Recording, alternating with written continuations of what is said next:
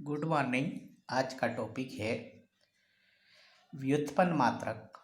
तो कल हमने मूल मात्रकों के बारे में पढ़ा था, मूल भौतिक राशियों के बारे में पढ़ा था। तो उसमें हमने 7 मूल भौतिक राशियां और उसके 7 मूल मात्रक के बारे में पढ़ा था। तो जो मूल मात्रक होते हैं वो अन्य पर निर्भर नहीं करते हैं, अन्य में नहीं बदले जा सकते हैं, वो स्वतंत्र रहते हैं। तो इस प्रकार के मात्रकों को क्या कहते हैं? मूल मात्रक कहते हैं। आज हम उसी का दूसरा टॉपिक है व्युत्पन्न मात्रक, उसके बारे में पढ़ेंगे। तो व्युत्पन्न मात्रक क्या होते हैं? तो व्युत्पन्न मात्रक वे मात्रक होते हैं जो मूल मात्रकों से प्राप्त किए जाते हैं या अन्य मात्रकों पर निर्भर होते हैं, या मूल मात्रक उन भौतिक राशि व्युत्पन्न मात्रक उन भौतिक राशियों के मात्रक होते हैं जो मूल भौतिक राशियों से ज्ञात की जाती है या मूल भौतिक राशियों पर निर्भर करती है। उन भौतिक राशियों के मात्रकों को क्या कहते हैं? व्युत्पन्न मात्रक। ये मात्रक स्वतंत्र नहीं होते हैं और ये अन्य मात्रकों से प्राप्त किए जाते हैं। तो व्युत्पन्न मात्रक या व्युत्पन्न भौतिक राशियां ऐसे भी कही जा सकती है कि जिन भौतिक राशियों को सूत्र के द्वारा, फॉर्मूला से ज्ञात किया जाता है। जैसे कि चाल है, तो चाल का सूत्र क्या होता है? दूरी बटा समय। वेग होता है तो वेग का सूत्र क्या होता है? लंबाई में परिवर्तन बटा समय। त्वरण होता है, त्वरण का सूत्र क्या होता है? वेग में परिवर्तन बटा समय। तो इस प्रकार की जो ये वेग, चाल, त्वरण, बल, ऊर्जा, शक्ति, ये जो एग्जाम्पल है वो व्युत्पन्न भौतिक राशियों के एग्जाम्पल। कल मैंने पहले ही बता दिया कि भौतिक राशियाँ कौन सी होती है जो मेज़र की जाती है, जिनको नापा तोला जा सके। उस प्रकार की भौतिक राशियों को भौतिकी में पढ़ाई की जाती है, उन्हें ही हम भौतिक राशि कहते हैं। तो यहाँ पर हम आज व्युत्पन्न राशियाँ एवं व्युत्पन्न मात्रकों के बात कर रहे हैं। तो व्युत्पन्न मात्रक को आपको मैंने पहले ही बताया कि व्युत्पन्न मात्रक कौन से मात्रक होते हैं, उनकी परिभाषा क्या होगी। तो व्युत्पन्न मात्रक की परिभाषा क्या होगी कि वे मात्रक जो मूल मात्रकों से प्राप्त किए जाते हैं या अन्य मात्रकों पर निर्भर करते हैं या ये स्वतंत्र नहीं होते हैं, इस प्रकार के मात्रकों को क्या कहते हैं? व्युत्पन्न मात्रक। उदाहरण के लिए हम देखते हैं। तो पहला उदाहरण है वो यहाँ मैंने बताया आपको, चाल। तो चाल का सूत्र क्या होता है? दूरी बटा समय। यानी किसी भी वस्तु की आपको चाल निकालने के लिए उस वस्तु ने 2 बिंदुओं के बीच की दूरी कितने समय में तय की गई है, तो उस सूत्र से आप चाल किसी भी वस्तु की ज्ञात कर सकते हो। तो दूरी इसमें क्या है? एक्चुअल में 2 बिंदुओं के बीच की दूरी या किसी भी 2 जगहों के बीच की दूरी, तो वो दूरी एक्चुअल में होती क्या है? दूरी हम किस में नापेंगे? तो दूरी क्या होती है? एक लंबाई ही है वो। तो लंबाई को हम मूल मात्रकों में हमने देखा, लंबाई का मात्रक क्या होता है? तो मीटर होता है और समय का मात्रक क्या होता है? सेकेंड। तो इस चाल जो भौतिक राशि है वो कितने मूल भौतिक राशि से मिलके बनी है? लंबाई और समय, यानी 2 मूल भौतिक राशियों से मिलके बनी है। तो इसका मात्रक भी जो 2 मूल भौतिक राशियों हैं उनके मात्रकों पर निर्भर करेगा। तो यहाँ पर लंबाई का मात्रक क्या हो गया? मीटर, और समय का मात्रक क्या हो गया? सेकेंड।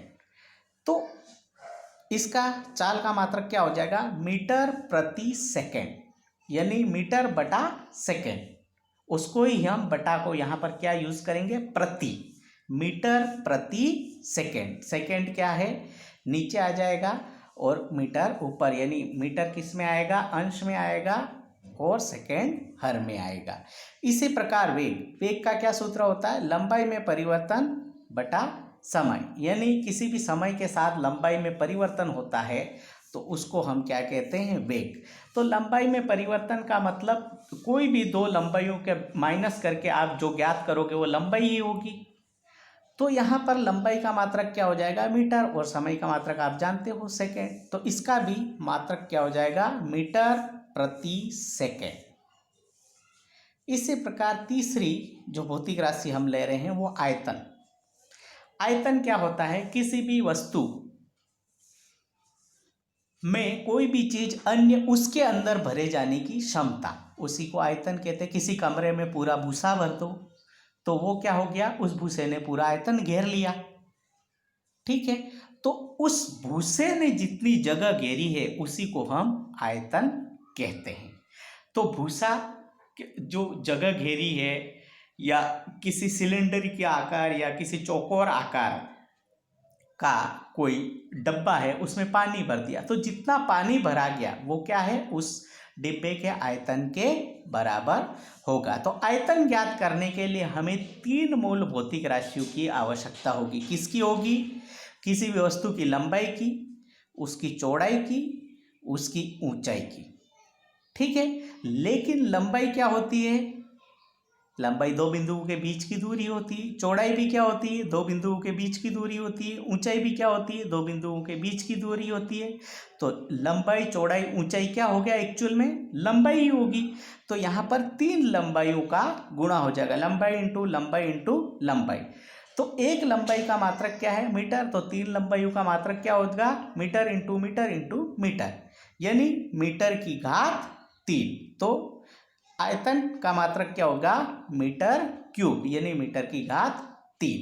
इसी प्रकार हम देखते हैं क्षेत्रफल। क्षेत्रफल देखते हैं, तो क्षेत्रफल में क्या देख रहे हैं कि क्षेत्रफल किसी समतल का या किसी तल का निकाला जाता है। यानी 2D में बात करेंगे तो आप क्षेत्रफल की बात करोगे, और 3D में बात करोगे तो आयतन की बात करोगे। तो क्षेत्रफल क्या होता है? किसी भी वस्तु का क्षेत्रफल ज्ञात करने के लिए हमें 2 मूल भौतिक राशियों की आवश्यकता होती है। किसकी? लंबाई और चौड़ाई की। ठीक है, आकृति अलग अलग होगी, उसके लिए आपको अलग अलग, जैसे आपको वृत्त है तो वृत्त में एक्चुअल में लंबाई की जगह आप क्या लोगे? त्रिज्या। लेकिन त्रिज्या भी एक लंबाई ही है। इसी प्रकार कोई सिलेंड्रिकल है तो सिलेंड्रिकल या बेलनाकार है तो बेलनाकार में आप क्या लोगे कि एक तो त्रिज्या लोगे और दूसरा उसकी ऊंचाई लोगे। लेकिन आपको हमेशा जो भी क्षेत्रफल निकालना है उसके लिए कोई भी 2 भौतिक राशियां जो ज्ञात होगी, उनके बीच की 2 बिंदुओं के बीच की दूरी ही वो भौतिक राशियां होगी। तो यहाँ पर क्षेत्रफल ज्ञात करने के लिए हमें किसकी आवश्यकता है? लंबाई इंटू चौड़ाई की। तो लंबाई का मात्रक क्या होता है? मीटर होता है। चौड़ाई का मात्रक भी मीटर ही होता है, क्योंकि वो भी एक प्रकार की दूरी ही है। तो यहाँ 2 मीटर यानी मीटर का स्क्वायर हो जाएगा। तो क्षेत्रफल का मात्रक क्या हो जाएगा? मीटर का स्क्वायर। इसी प्रकार 5वीं भौतिक राशि लेते हैं घनत्व। घनत्व ज्ञात करने का जो सूत्र है वो द्रव्यमान बटे आयतन होता है। यानी किसी भी वस्तु में भरी गई जो वस्तु है उसका द्रव्यमान ले लो और टोटल आयतन से भाग दे दो, तो आपको वहाँ प्रत्येक बिंदु यानी प्रत्येक पॉइंट पे घनत्व आपको प्राप्त हो जाएगा। तो घनत्व ज्ञात करने के लिए क्या सूत्र यूज करेंगे? द्रव्यमान बटा आयतन। द्रव्यमान का मूल मात्रक क्या होता है? द्रव्यमान एक मूल भौतिक राशि है तो उसका मूल मात्रक होगा किलोग्राम। और आयतन का हमने ऊपर देखा, ये आयतन का मात्रक है मीटर क्यूब। तो यहाँ क्या हो जाएगा? घनत्व का मात्रक केजी प्रति मीटर क्यूब, यानी मीटर की घात 3। इसी प्रकार 6ठी भौतिक राशि ले रहे हैं त्वरण। त्वरण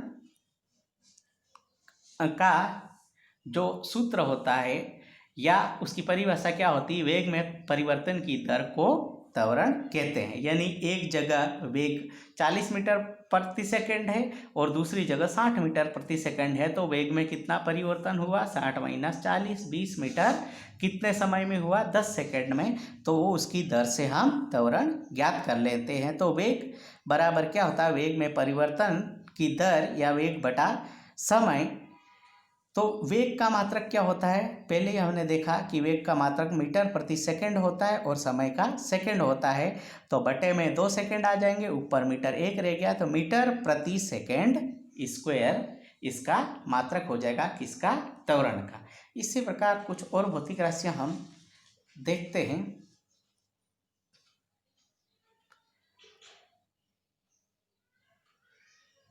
बल, यानी किसी भी वस्तु पे हम वजन डालते हैं तो एक्चुअल में क्या डालते हैं, उस पे हम बल डाल रहे हैं।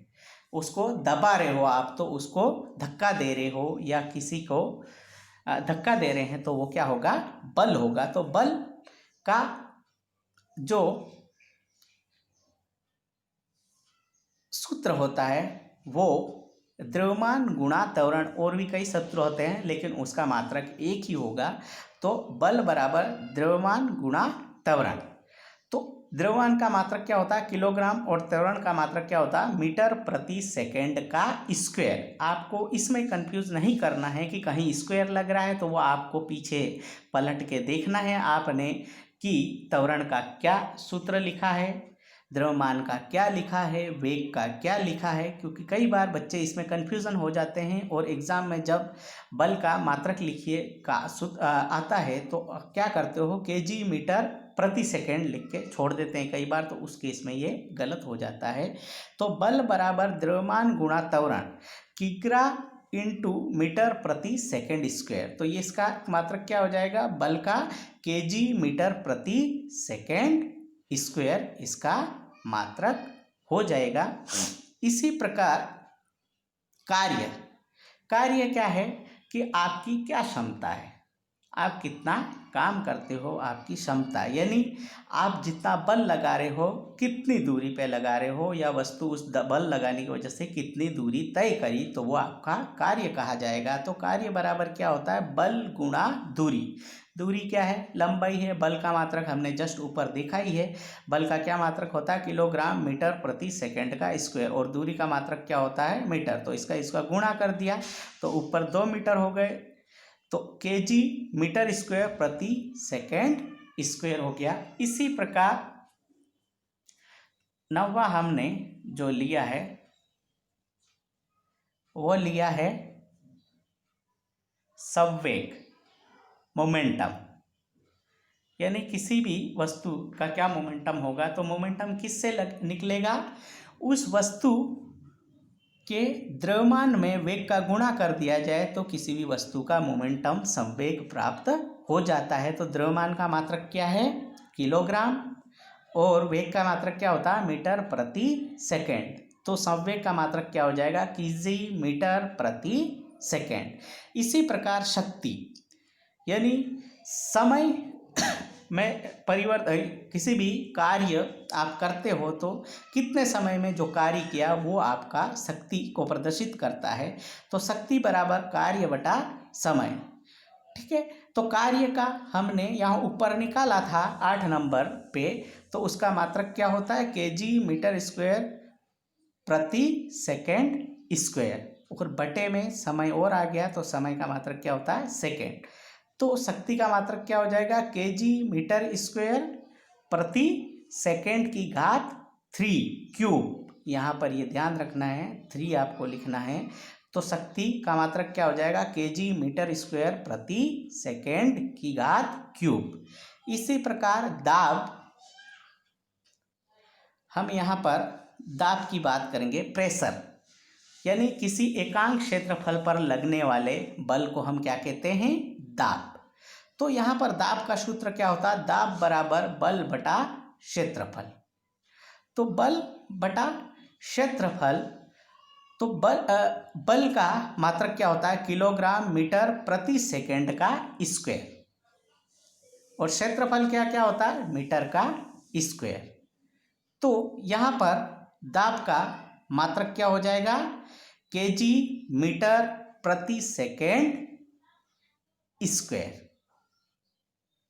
सॉरी केजी प्रति मीटर प्रति सेकंड का स्क्वायर, ये दाब का मात्रक हो जाएगा। इसी प्रकार आवेग,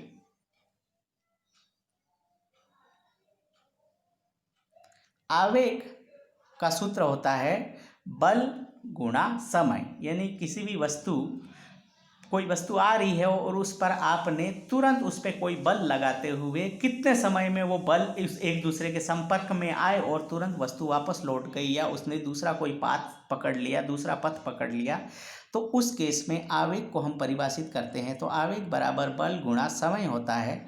तो बल का मात्रक क्या है, किलोग्राम मीटर प्रति सेकंड का स्क्वायर इंटू समय का सेकंड। तो 1 सेकंड से नीचे 1 सेकंड कट गया, नीचे 1 सेकंड बचा है, तो किलोग्राम मीटर प्रति सेकंड, ये किसका मात्रक हो जाएगा, आवेग का। तो इस प्रकार हमने आज क्या अध्ययन किया, तो मेन हमने किसकी परिभाषा देखी, व्युत्पन्न मात्रक की। व्युत्पन्न मात्रक की परिभाषा आपने क्या देखी, तो व्युत्पन्न मात्रक की परिभाषा ये होती है कि वे मात्रक जो अन्य भौतिक राशियों से प्राप्त की गई भौतिक राशियों के मात्रक होते हैं, या ये स्वतंत्र नहीं होते हैं, ये अन्य पर निर्भर करते हैं, इस प्रकार के मात्रकों को व्युत्पन्न मात्रक कहते हैं। और व्युत्पन्न मात्रकों के हमने कई एग्जाम्पल देखे। तो जैसे शक्ति का है, तो शक्ति में आपने क्या किया, शक्ति का मात्रक क्या होता है, केजी मीटर स्क्वायर पर सेकेंड की घात क्यूब। तो यहाँ पर कितने मूल मात्रक निहित है, एक तो केजी ये मूल मात्रक है, मीटर ये मूल मात्रक है, सेकेंड ये, यानी 3 मूल मात्रकों से मिलकर शक्ति का मूल मात्रक बना। इसलिए ये 3 मूल मात्रकों से मिला, इसलिए इस शक्ति के मात्रक को क्या कहते हैं, व्युत्पन्न मात्रक। इसी प्रकार दाब में भी 3 मूल मात्रकों से मिलकर बना है, तो इसको यानी 1 से ज़्यादा मूल मात्रकों से मिलकर कोई मात्रक बनता है, तो उसे हम व्युत्पन्न मात्रक कहते हैं। धन्यवाद।